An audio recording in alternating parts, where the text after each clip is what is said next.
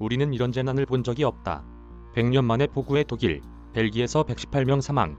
서유럽에 100년 만에 기록적인 폭우가 쏟아지면서 독일과 벨기에에서 현재까지 118명이 사망한 것으로 나타났다.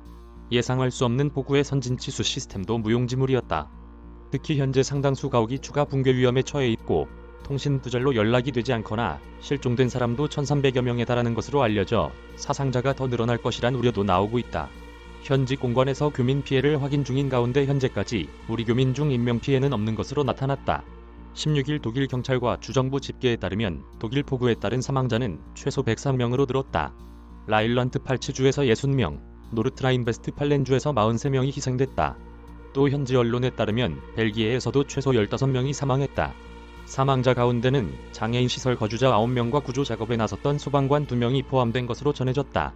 이미 확인된 사망자 외에도 실종자가 많아 피해는 더 커질 수 있다. 실제 라일란트 팔츠주 바트노이의 나르아르바일러 마을에서 1300명의 생사가 확인되지 않고 있다고 현지 당국이 밝혔다. 다만 당국자들은 이런 높은 수치는 통신 두절 때문이라고 말했다.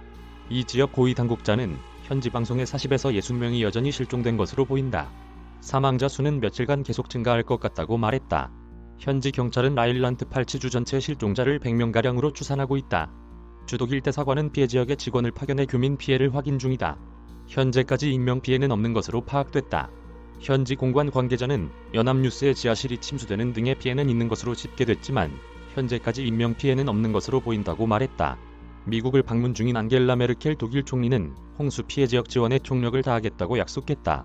메르켈 총리는 홍수 피해 지역 사람들에게 끔찍한 날들일 것이라며 정부는 국가 차원에서 아무리 어려운 상황에서라도 생명을 구하고 위험을 예방하고 고난을 줄이는데 총력을 다할 것이라고 말했다. CNN에 따르면 14에서 15일 독일 서부와 벨기에, 네덜란드, 룩셈부르크가 접한 지역 대부분이 폭우를 겪었다. 24시간 동안 이들 지역에서는 평소 한 달여 기간의 강수량에 해당하는 100에서 150mm에 달하는 물폭탄이 쏟아졌다. 15일 오전까지 24시간 동안 쾰른의 강수량은 153mm로 7월 월 평균의 2배에 육박했다.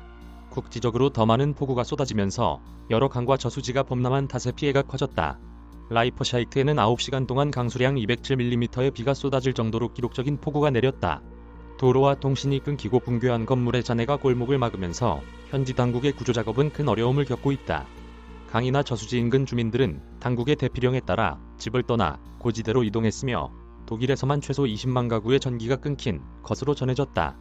독일 마을 슐트에서는 주택 여러 채가 무너지고 수십 명이 실종된 상태다. 말루드라이어 라일란트 팔츠 주지사는 주의회에서 우리는 이런 재난을 본 적이 없다고 말했다. 벨기에 리에주에서는 강이 범람해 작은 배가 전복되면서 노인 3명이 실종됐다. 리에주 당국은 강변 지역 주민들을 높은 지대로 대피시켰다. 독일, 벨기에와 접한 네덜란드 남부 지역 림뷰르에서도 강수위가 높아지면서 다수 주택이 피해를 받고 몇몇 요양원 주민들이 대피했다. 독일 남부와 벨기에 등지에는 16일 밤까지 비가 더 쏟아질 것으로 예보되고 있다. 국제사회의 예도와 지원 약속도 쏟아지고 있다. 프란치스코 교황은 부상자와 실종자, 생계를 잃은 사람들을 위해 기도하고 있다며 위로했고 우르줄라 폰데어 라이엔 유럽연합 집행위원장은 피해 지역을 돕겠다고 약속했다. 이희경 기자 이메일 주소